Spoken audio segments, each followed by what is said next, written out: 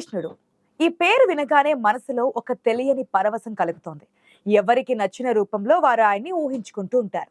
కొందరికి ఆయన వెన్న దొంగలించే చిలిపి బాలుడు, కొందరికి గోపికల మనసు దోచిన ప్రేమికుడు, మరికొందరికి కురుక్షేత్రంలో అర్జునుడికి దిశానిర్దేశం చేసిన జగద్గురువు. కృష్ణుడు ఒక దేవుడిగా, ఒక గురువుగా, ఒక భర్తగా ఈ ప్రపంచానికి సుపరిచితుడు. కానీ ఎప్పుడైనా కృష్ణుడిని ఒక తండ్రిగా ఊహించుకొని చూసారా? లేదు కదూ. అసలు ఆలోచనే రాలేదు కదూ. అయితే ఆ పనే చేసింది మీ ఇండియత్. ఈ రోజుటి ఎపిసోడ్లో ఈ అరుదైన విషయం చూసే ప్రయత్నం చేద్దాం. ఒక తండ్రిగా ఆయన బాధ్యతలు ఎలా నిర్వర్తించారు, అసలు ఆయనకు ఎంతమంది పిల్లలు అని అడిగితే చాలా మందికి సమాధానం తెలియకపోవచ్చు. పురాణాల ప్రకారం కృష్ణుడి సంతానం గురించి చాలా ఆసక్తికరమైన చర్చ ఉంది. భాగవతం, హరివంశం వంటి పురాణ గ్రంథాల ఆధారంగా పండితులు చెబుతున్న లెక్క ప్రకారం కృష్ణుడికి దాదాపుగా 99 మంది పిల్లలున్నారట. ఆశ్చర్యంగా ఉంది కదూ. కానీ ఇది నిజం. అష్టభార్యల ద్వారా ఒక్కొక్కరికి 10 మంది చొప్పున 80 మంది కొడుకులు, మిగిలిన 16,100 మంది భార్యల ద్వారా లక్షలాది మంది సంతానం కలిగారని పురాణాల ద్వారా తెలుస్తోంది. ద్వారకలో కృష్ణుడు ఒక రాజుగా ఎంతో కాలం పరిపాలన సాగించారు. మరి ఇంత పెద్ద కుటుంబాన్ని కృష్ణుడు ఎలా మేనేజ్ చేసేవారు అనే సందేహం ఎవరికైనా వస్తుంది కదా. దీని గురించి భాగవతంలో ఒక అద్భుతమైన ఘట్టం ఉంది. ఒకసారి నారద మహాముని ఇదే అనుమానంతో ద్వారకకు వచ్చారట. 16,000 మంది భార్యలతో కృష్ణుడు ఎలా కాపురం చేస్తున్నాడో చూడాలని ఒక్కో అంతఃపురంలోకి వెళ్ళాడట. ఆశ్చర్యం ఏంటంటే, ఒక ఇంట్లో కృష్ణుడు పిల్లలతో ఆడుకుంటూ కనిపించాడు, మరొక ఇంట్లో భార్యతో పాచికలాడుతున్నాడు, ఇంకొక ఇంట్లో భోజనం చేస్తున్నాడు. అంటే ఏకకాలంలో తనను తాను అన్ని రూపాలుగా విస్తరించుకొని ఏ భార్యను, ఏ బిడ్డను నిర్లక్ష్యం చేయకుండా ఒక పర్ఫెక్ట్ ఫాదర్ గా టైం స్పెండ్ చేసేవాడట శ్రీకృష్ణుడు. అయితే ఆయన సంతానమైన 99 మంది పిల్లలు కూడా సామాన్యులు కాదు. తండ్రికి తగ్గ తనయులుగా, ధైర్య సాహసాల్లో, తెలివితేటల్లో దిట్టగా ఉండేవారట. శ్రీకృష్ణుడు స్వయంగా వారిని కూర్చోబెట్టుకొని రాజకీయం, యుద్ధ విద్య, ధర్మ మార్గం వంటి విషయాలలో శిక్షణ ఇచ్చేవారట. లోకానికి గీతను బోధించిన కృష్ణుడు ఇంట్లో తన పిల్లలకు కూడా అదే స్థాయిలో విలువలను నేర్పించారట. కృష్ణ భగవానుడి 99 మంది సంతానంలో నేనున్నాను అని ముందు వరుసలో నిలబడేది రుక్మిణీదేవికి పుట్టిన పెద్ద కుమారుడు ప్రద్యుమ్నుడు. అచ్చం కృష్ణుడి పోలికలతో ఆయనలాగే ఉండే ప్రద్యుమ్నుడి కథ ఒక యాక్షన్ థ్రిల్లర్ సినిమాను తలపిస్తూ ఉంటుంది. పురాణాల ప్రకారం ఇతనిని సాక్షాత్తు ప్రేమదేవుడైన మన్మధుడి అవతారంగా వర్ణిస్తారు. శివుడి కంటి మంటల్లో కాలిపోయిన మన్మధుడే కృష్ణుడి కొడుకుగా పుట్టాడని పురాణాల సారాంశం. కానీ ప్రద్యుమ్నుడు బాల్యమంతా సులువుగా సాగలేదు. పసికందుగా ఉన్నప్పుడే సంబరాసురుడు అనే రాక్షసుడు ఆయన్ని అపహరించి సముద్రంలో పడేశాడు. కానీ విధి ఆడింది వేరే నాటకం. ఒక చేప కడుపులో నుంచి బయటపడిన ఆ బాలుడిని సంబారాసురుడు ఇంట్లోనే ఉన్న మాయావతి అలియాస్ రతీదేవి పెంచింది. ఆమె అతనికి మాయా విద్యలు, అస్త్రశస్త్ర విద్యలు నేర్పించింది. చివరికి తనను పెంచిన రాక్షసుడినే సంహరించి మహావీరుడిగా ద్వారకలో అడుగుపెట్టాడు కృష్ణ కుమారుడు ప్రద్యుమ్నుడు. కృష్ణుడు తర్వాత అంతటి ఆకర్షణ, అంతటి పరాక్రమం ఉన్నది కేవలం ప్రద్యుమ్నుడికే అని చెబుతూ ఉంటారు. ప్రద్యుమ్నుడి కథ అక్కడితో ఆగలేదు. అతని కొడుకు అనిరుద్ధుడు కూడా తాతకు తగ్గ మనవుడే. అనిరుద్ధుడు బాణాసురుడి కూతురు ఉషను ప్రేమించినప్పుడు ఆ ప్రేమ కోసం కృష్ణుడు సాక్షాత్తు పరమశివునితోనే యుద్ధం చేయాల్సి వచ్చిందిట. ఆ యుద్ధంలో ప్రద్యుమ్నుడు చూపిన తెగువ అద్భుతం. యుద్ధంలో శత్రువులను చీల్చి చెండాడడంలో ప్రద్యుమ్నుడు తన తండ్రికే సాటి అని నిరూపించుకున్నాడు. ప్రద్యుమ్నుడే కాదు, శ్రీకృష్ణుడికి చారుదేశాన, భాను, గద వంటి మరికొందరు కుమారులు కూడా ఉన్నారు. వీరంతా మహాధైర్యవంతులు. తండ్రి చూపిన ధర్మ మార్గంలో నడుస్తూ యాదవ వంశ కీర్తిని దశ దిశలా చాటారు.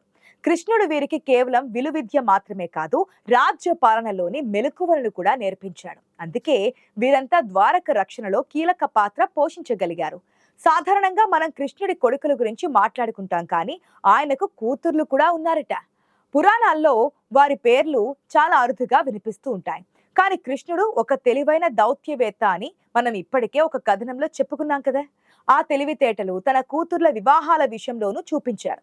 ఆ రోజుల్లో యుద్ధాలు రాకుండా ఉండడానికి, రాజ్యాల మధ్య మైత్రిని పెంచడానికి వివాహ బంధం ఒక బలమైన ఆయుధంగా ఉండేది.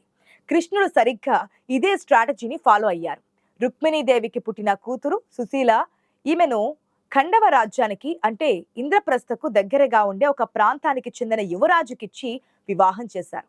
ఆ వివాహం ద్వారా ఆ రాజ్యంతో ద్వారకకు మంచి స్నేహ బంధం ఏర్పడింది. ఇది పాండవులకు కూడా పరోక్షంగా సహాయపడింది. ఇక సత్యభామ గారాల పట్టి చారుమతి. అందంలో తల్లికి ఏ మాత్రం తీసిపోని చారుమతిని యాదవ వంశానికి చెందిన మరొక ప్రముఖుడైన కృతవర్మ కుమారుడికి ఇచ్చి వివాహం జరిపించారు. దీనివల్ల యాదవ కులంలో ఉన్న అంతర్గత వర్గపోరు తగ్గింది. కొన్ని కథనాల ప్రకారం కృతవర్మ ఎవరంటే బలి చక్రవర్తి మనవడని చెబుతారు. ఇక్కడ మరొక ఆసక్తికరమైన కాస్త వివాదాస్పదమైన విషయం ఏంటంటే జాంబవతి కుమార్తె భద్ర. ఈమె వివాహం ఏకంగా కౌరవ రాజైన దుర్యోధనుడితో లేదా కురువంశానికి చెందిన లక్ష్మణుడితో ముడిపడి ఉన్నట్లు కొన్ని జానపద కథనాలు చెబుతూ ఉన్నాయి. మహాభారతంలో కృష్ణుడు పాండవుల పక్షపాతి అయినప్పటికీ కౌరవులతో కూడా వ్యక్తిగత బంధాలు తెంచుకోలేదు. అందుకే ఇదే ఒక ఉదాహరణగా చెప్పుకోవచ్చు. అలాగే సత్యభామకు భాను, భీమరిక, జలంధామ అనే మరికొందరు కుమార్తెలు కూడా ఉన్నారట. ఇలా కృష్ణుడు తన కుమార్తెల వివాహాల ద్వారా పొరుగు రాజ్యాలతో, మిత్ర రాజ్యాలతో, చివరకు శత్రువుల కుటుంబాలతో కూడా బంధుత్వాన్ని కలుపుకున్నారు. జగన్నాటక సూత్రధారి అయిన కృష్ణుడు కుమార్తెలు కేవలం అంతఃపురానికే పరిమితం కాకుండా సామాజికంగా, రాజకీయంగా కూడా తమదైన పాత్ర పోషించారని పండితులు విశ్లేషిస్తున్నారు. ఎంతైనా ఒక దురంధరుడి కుమార్తెలు కదా, విత్తనం ఒకటైతే చెట్టు మరొకటి వస్తుందా అంటారు వేద పండితులు. అయితే ఇక్కడే మరొక విషయం మరణంలో పెట్టుకోవాలి. అన్ని వేళ్ళు ఒకేలా ఉండవు. అలాగే కృష్ణుడి సంతానంలోనూ అందరూ కీర్తిని తెచ్చిన వారే కాదు, వంశానికి విషాదాన్ని మిగిల్చిన వారు కూడా ఉన్నారు. వారిలో ముఖ్యుడు సాంబుడు. జాంబవతికి పుట్టిన ఈ కుమారుడి కథ అత్యంత విషాదకరంగా ఉంటుంది. అందం, అహంకారం రెండూ కలిస్తే ఏమవుతుందో సాంబుడి జీవితం ఒక ఉదాహరణగా చెప్పొచ్చు. ఋషులను అవమానించి కడుపులో ఇనుప రోకలని పుట్టించుకున్న సాంబుడి చర్య చివరకు యాదవ వంశ వినాశనానికి కారణమైంది. ఆ ఇనుప పొడి సముద్రం ఒడ్డున గట్టిగా మొలిచింది. ప్రభాస తీర్థంలో మైకంలో ఉన్న యాదవులు ఆ గడ్డినే ఆయుధాలుగా మార్చుకుని ఒకరినొకరు నరుక్కొని చనిపోయారు. ఇది వింటుంటే గుండె బరువెక్కిపోతోంది. కళ్ళ ముందే తన 99 మంది కొడుకులు, మనవళ్ళు, బంధువులు చనిపోతుంటే కృష్ణుడు మౌనంగా చూస్తూ ఉండిపోయాడు. ఎందుకంటే అది గాంధారి శాపం మరియు విధి నిర్ణయం అని ఆయనకు తెలుసు.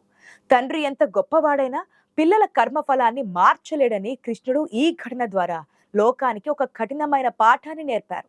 కృష్ణుడి అవతారం చాలించిన వెంటనే సముద్రం ఉప్పొంగి బంగారు ద్వారకను తనలో కలిపేసుకుంది. గుజరాత్ తీరంలో సముద్ర గర్భంలో బయటపడిన పురాతన కట్టడాలు ఈ కథకు సాక్ష్యంగా నిలుస్తున్నాయి.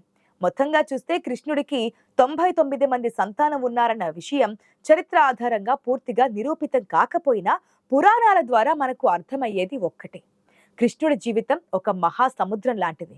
అందులో ఆయన పోషించని పాత్ర లేదు. ప్రత్యుమ్నుడి ద్వారా ధైర్యాన్ని, సాంబుడి ద్వారా విధిని, కుమార్తెల ద్వారా బాధ్యతను చూపించాడు. అంతటి మహాప్రళయంలోనూ అనిరుద్ధుడి కొడుకైన వజ్రానభుడు అనే ఒక చిన్నారిని మాత్రం అర్జునుడు రక్షించాడు. అతనే మధుర రాజ్యానికి రాజయ్యాడు. అలా కృష్ణుడి రక్తం వజ్రానభుడి రూపంలో చరిత్రలో మిగిలింది. అందుకే వేల ఏళ్లు గడిచిన ఈ కథలు నేటికి భక్తుల మనసుల్లో సజీవంగా ఉన్నాయి. ఇది శ్రీకృష్ణుడి అన్టోల్డ్ ఫ్యామిలీ స్టోరీ.